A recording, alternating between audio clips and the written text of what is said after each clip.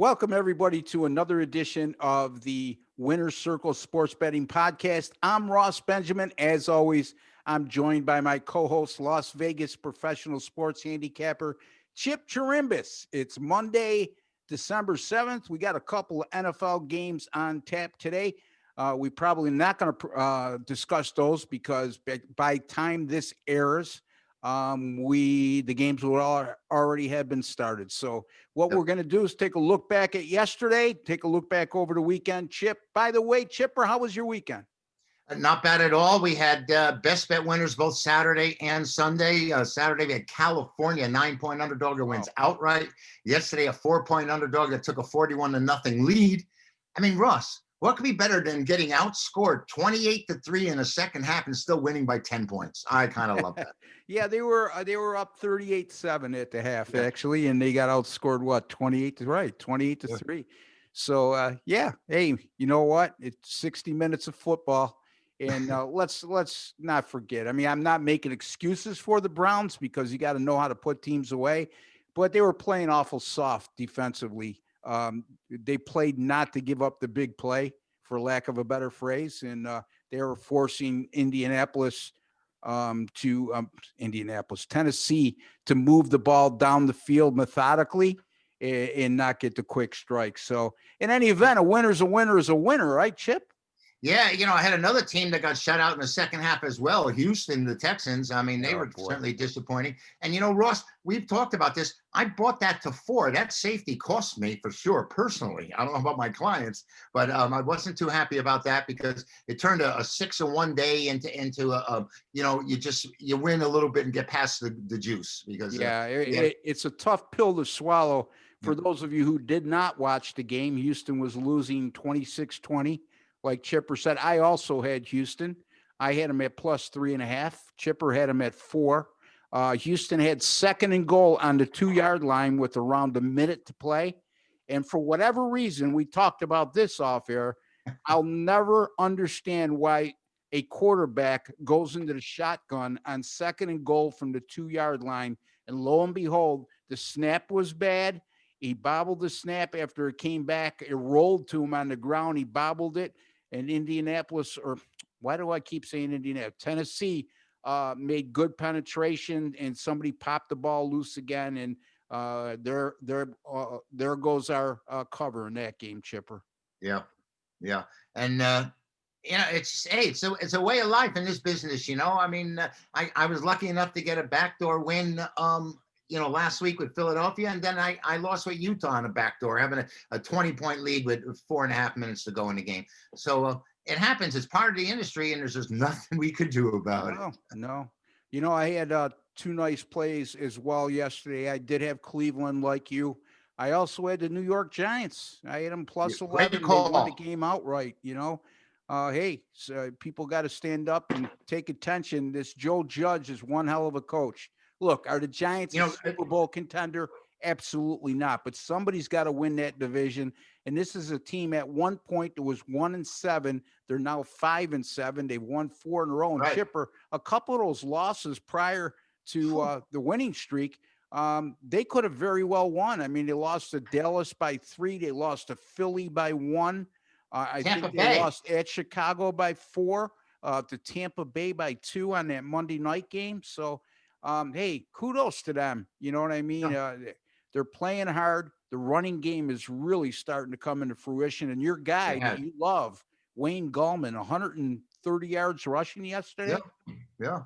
So they ran hard. They took over the offensive line. The second half, they just came out and manhandled Seattle. And Pete Carroll said there was nothing he could do. He goes, I didn't know how to counter it. And the Giants just physically, for the first time in eons, for a while anyway, look like they can control the line of scrimmage. I mean, they ran the ball right down Seattle's throat.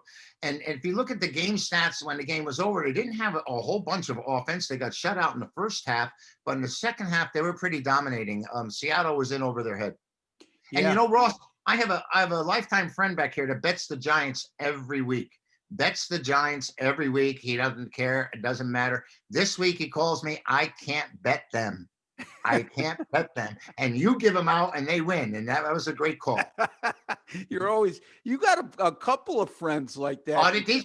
These can't people pick are an out of apple their off an minds apple back tree. here. I'll tell you right now. What's that? I'm sorry. They were gambling before there was point spreads. This is Oh what I'm trying yeah, to tell you. but some of these guys you're describing can't pick an apple off an apple tree.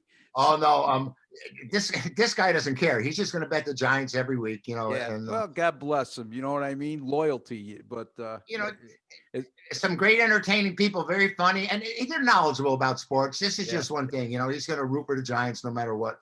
I think he had a late winner. He played against me. I mean, he had a winner with the Patriots. So that was a turnaround game, Ross. The beginning of the week I was thinking the Patriots were going to be the side. I was with you. And then coming off their win, but a poor performance against Arizona, 69 yards passing.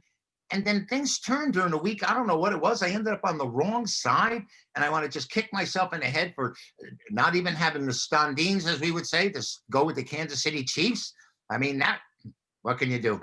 That's why we call it gambling, Ross. Yeah, go against the Kansas City Chiefs. You mean, yeah. Yeah, it's hard to believe that disparity in the score between New England and the Chargers.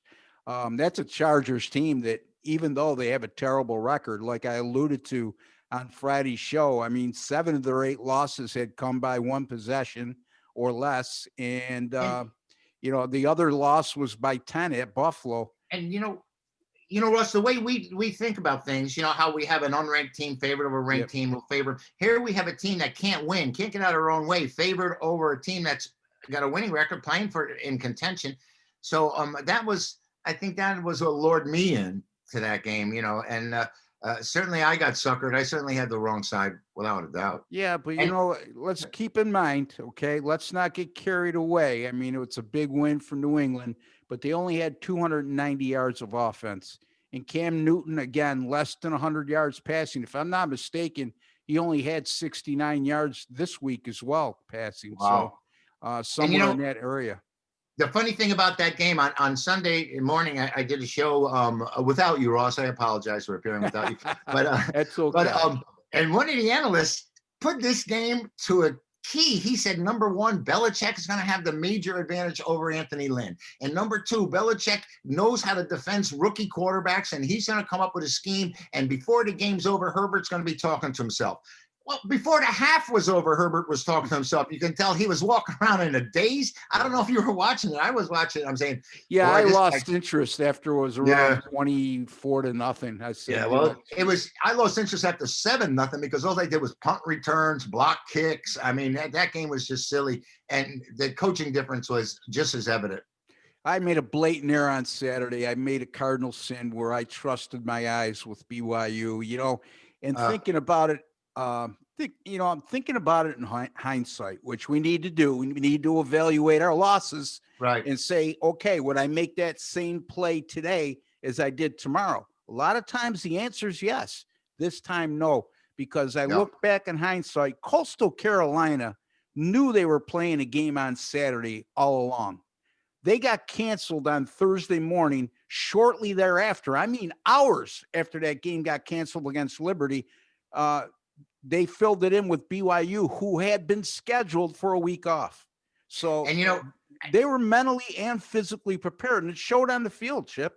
Yeah, and the thing that we had mentioned, and one of the reasons I was rooting for BYU is that they accepted the challenge. They accepted this game. They need it. They're coming on less than 48 hours notice. They're traveling, and they came to play. They just didn't pan out.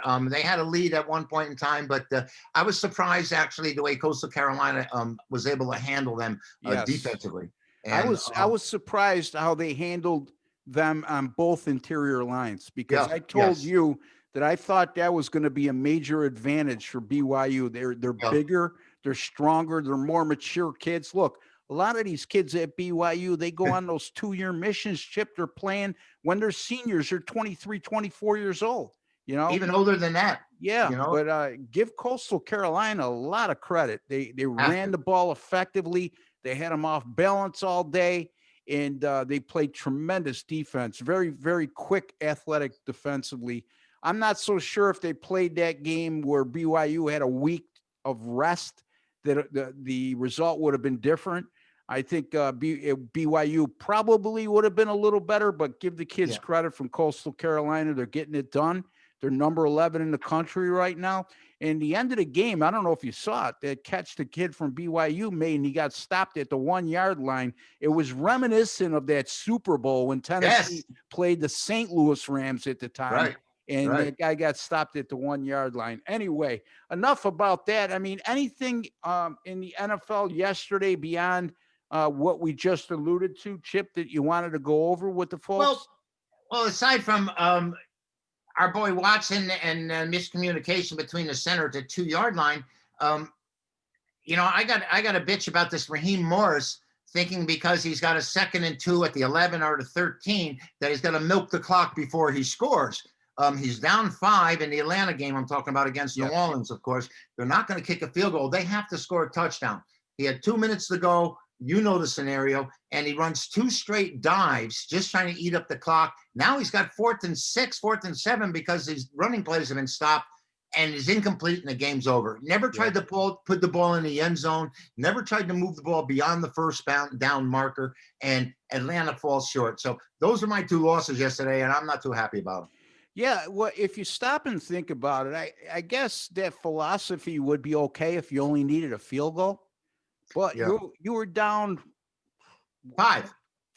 Yeah. I mean, you were down. You needed a touchdown, and I don't buy. I mean, if you need a touchdown, you got to score when you can score. Okay. Absolutely. And trust your defense. It's not like Drew Brees was under center, albeit Taysom Hill had a really good game yesterday passing, probably the best of his career. He always does. That guy always does. Ross, it just seems like he always plays well to me. I don't remember him having a really poor game. Well, I mean, usually though, he's not as efficient as he was passing yesterday. Chip, he threw for close to 300 yards yesterday. Yeah. Usually they're more equally balanced between run and pass, and they utilize his mobility and those power runs, which they did, but he really hurt them in the air. He impressed me. The other thing, Chip, it's 2nd and 2, and you're running the ball down 5. That's New Orleans defense is pretty damn good against the run too. So a major blunder. And that's why the Atlanta Falcons are 4-8 and the New Orleans Saints are 10-2 right now. And they continue to be an outstanding road team, Chipper. I believe right now, since last year, the last 2 years plus this year, 14-2 and 5-1, 19-3 on the road. That's incredible. That's incredible. It really is. And, anyway, let's take a quick look ahead here. On Thursday night, New England Patriots, speaking of, will travel to L.A. to take on the Rams. Now, I'm sure, I don't know this for a fact, but I'll go out on a limb and say New England just played they played the Chargers on Sunday. Yeah. I'd be really surprised if they flew back home.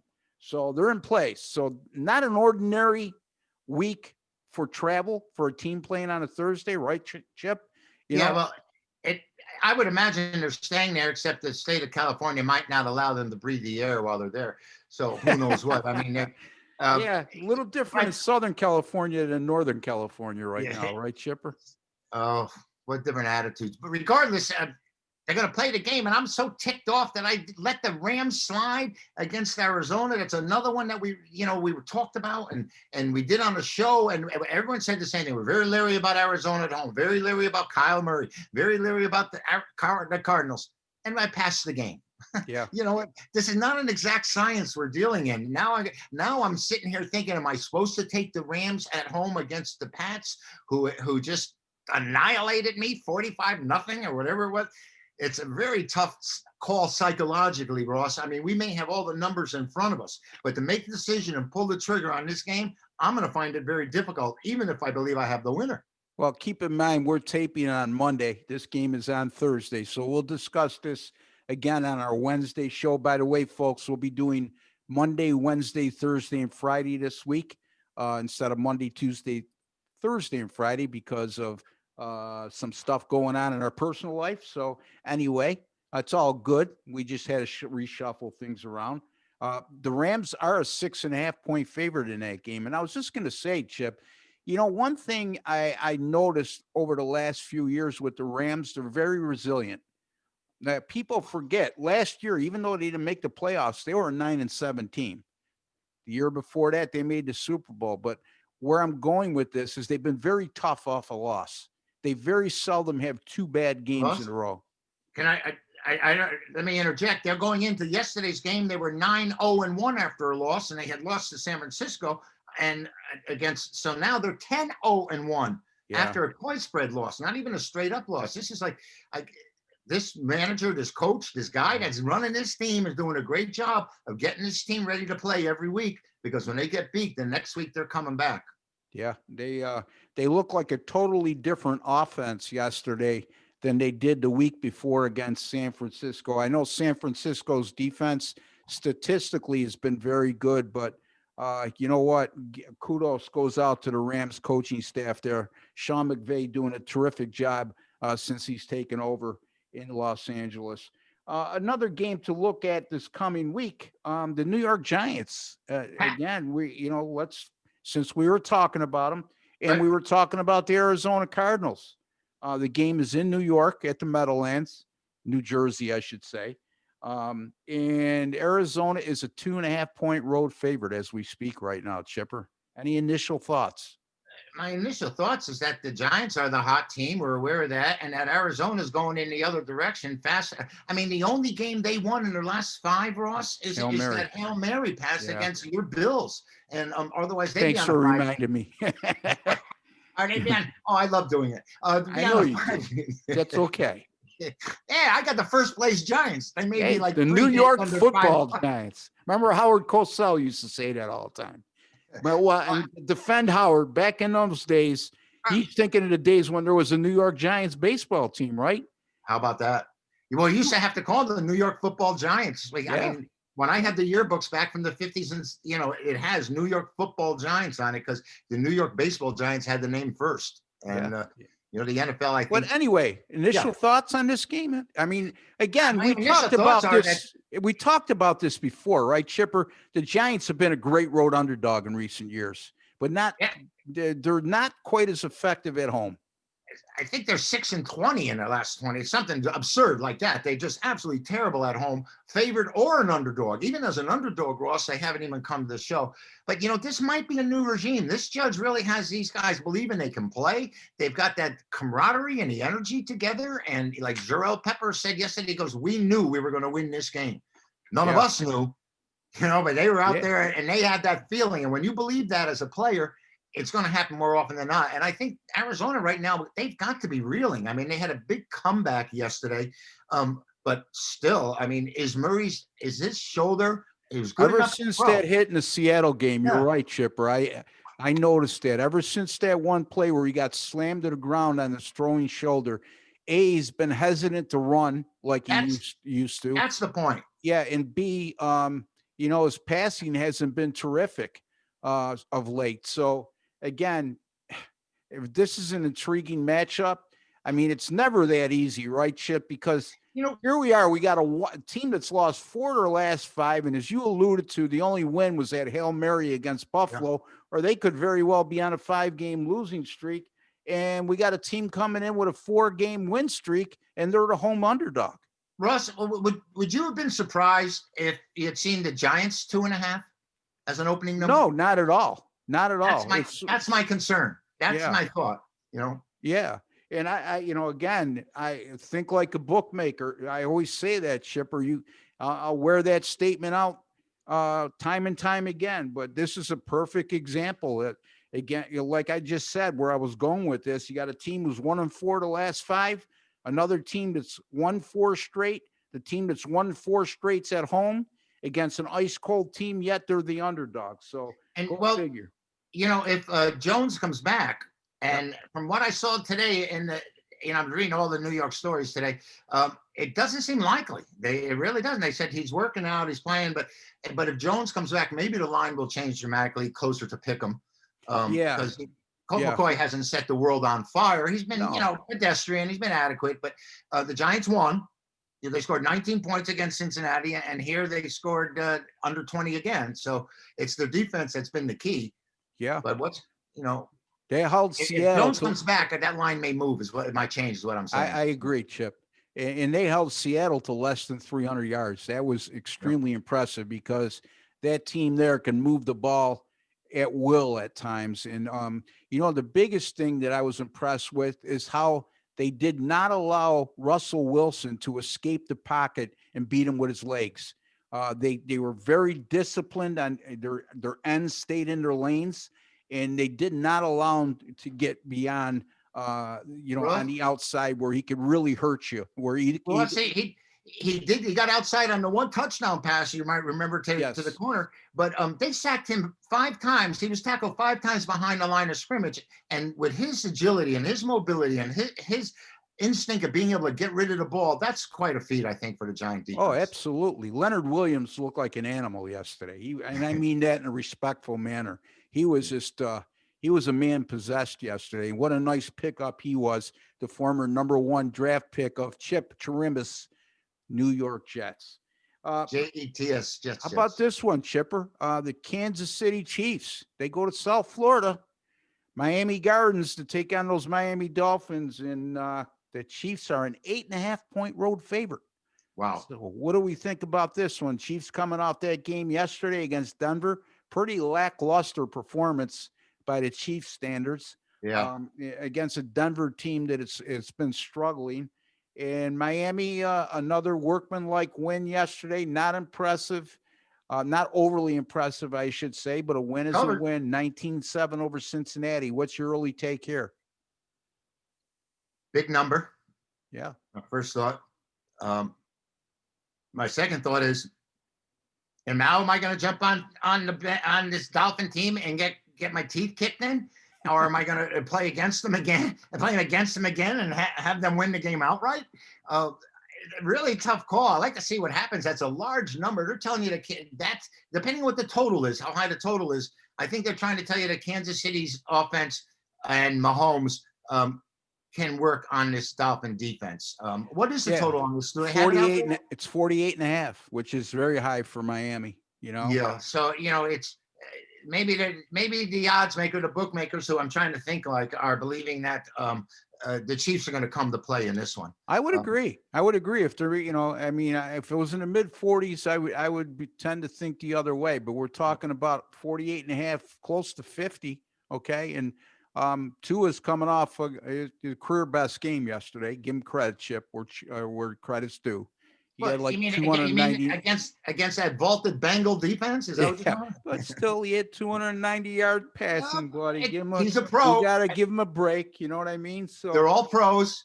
Here's the situation. I mean, I'm sure that Andy Reid's not going to be happy with their offensive performance against Denver last night. They're going to hear about all week that the Miami defense has given up just a little over 17 points per game. And they're going to hear again about Miami's 8-4 record and being the most improved team in football. These are the types of situations where Kansas City comes up big, in my opinion. And you mentioned it too, Chipper. The first thing that jumped out at you was a strong number, right? Yeah. They're begging you. No, you're right. The Miami's been playing so well, Ross, and you're right. I cut you off, but you're going to say they're begging you to take the Dolphins at home and the points, and it looks that way to me.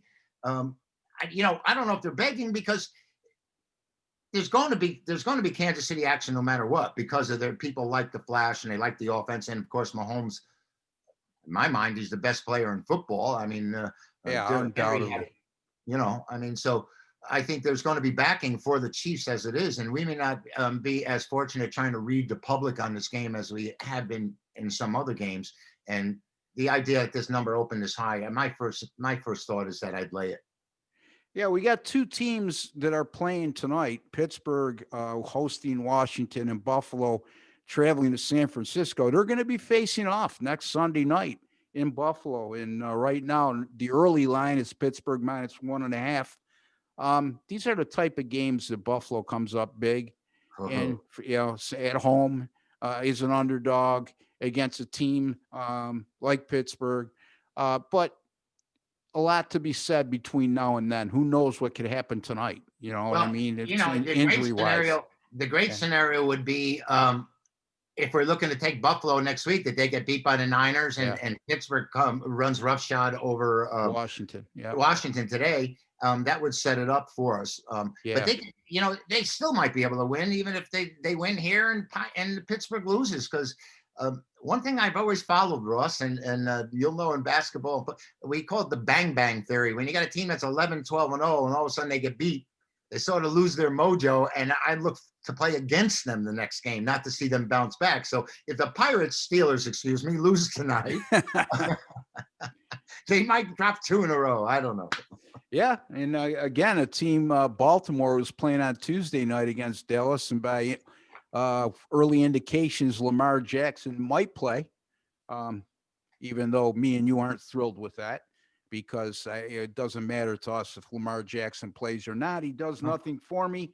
I can't speak for you. I shouldn't say that, but You're right. Yeah, in any event, they're going to Cleveland next week.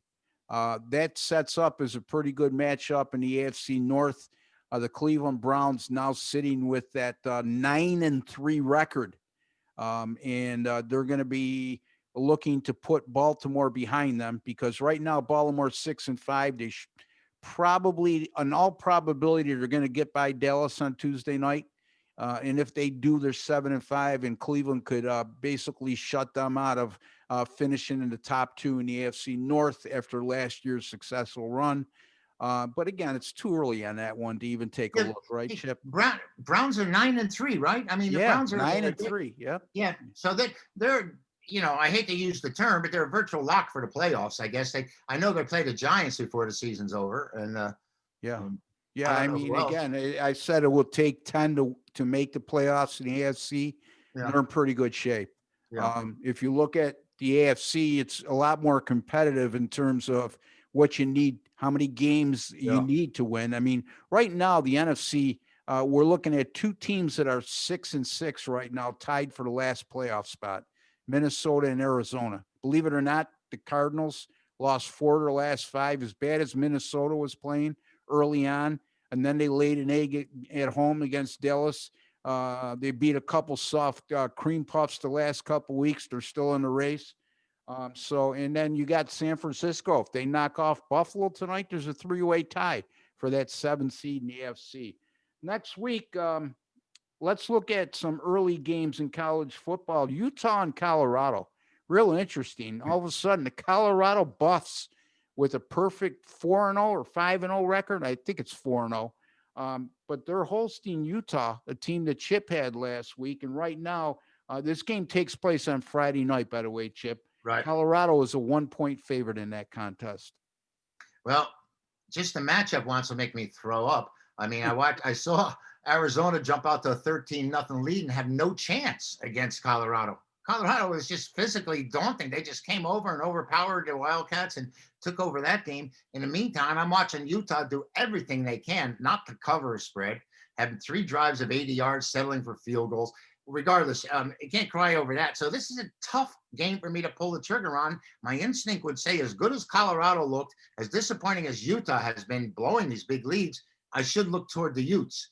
But I think there might be an even better play out there Friday night, and you'll get to that, I'm sure.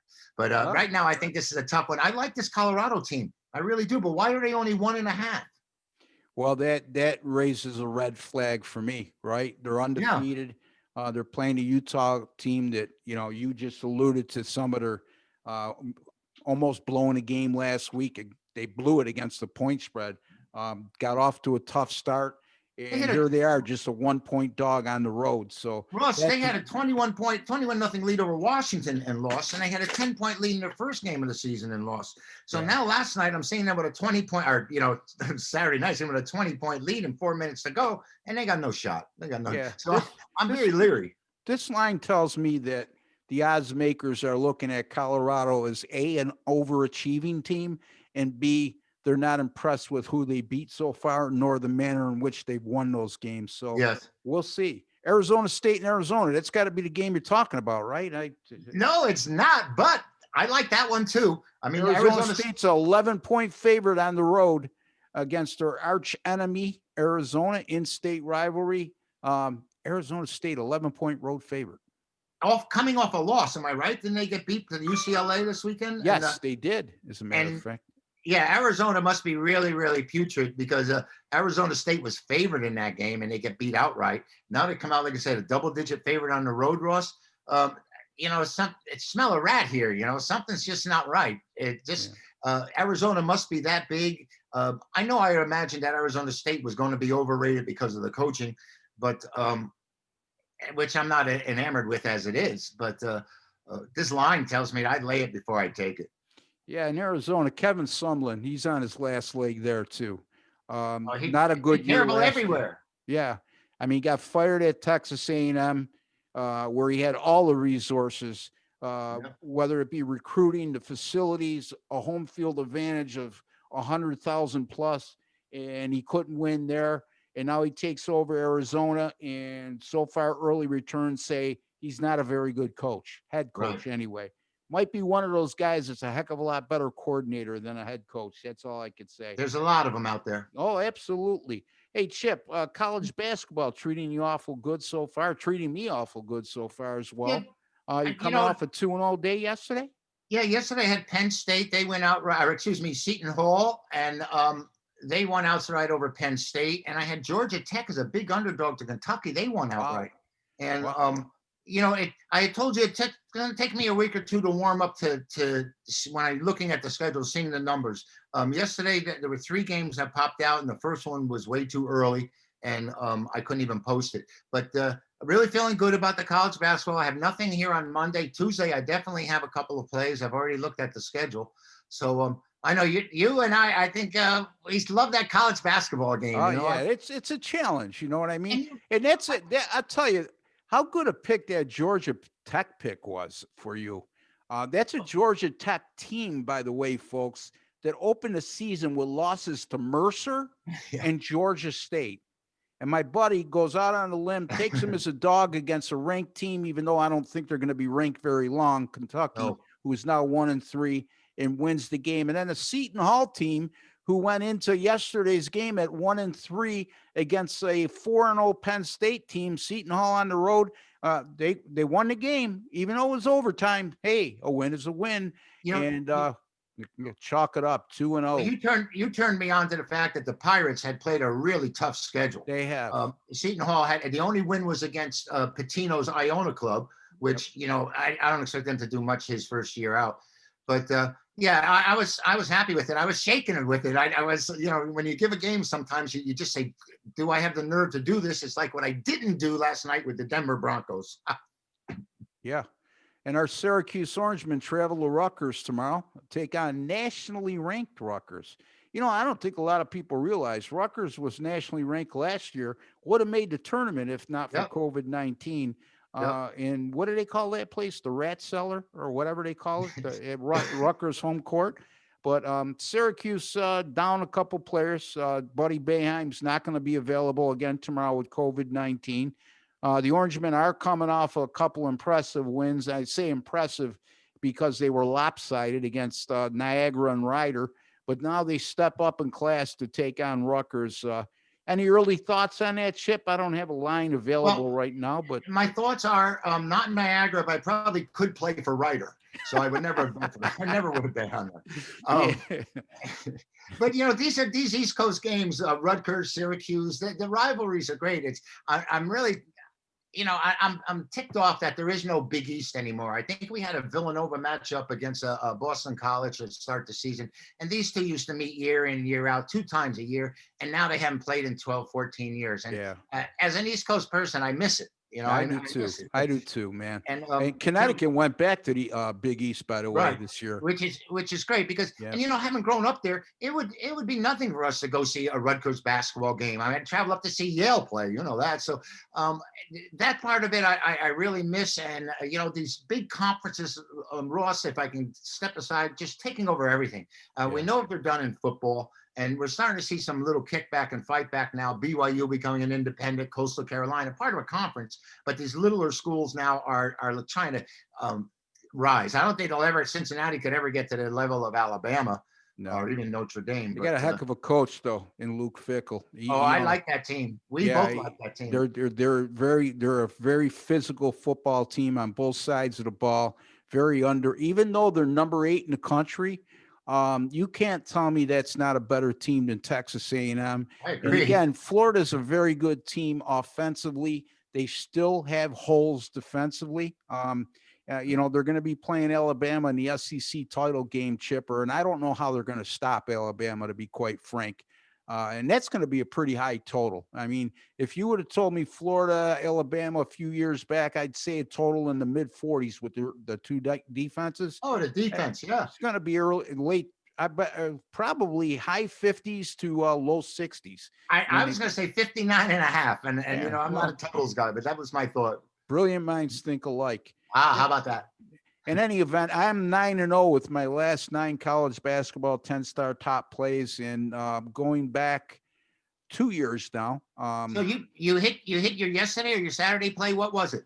I did not use anything on Saturday or Sunday, and I won on Friday night. And Chipper, don't ask me who I had. I had the opposite side as you. Not I remember that. Oh, you had against Wisconsin. You had Marquette. Yeah, Marquette, and that wasn't even a 10-star top play. So yeah, I mean that's a game that could have won either way. I was fortunate enough to win it.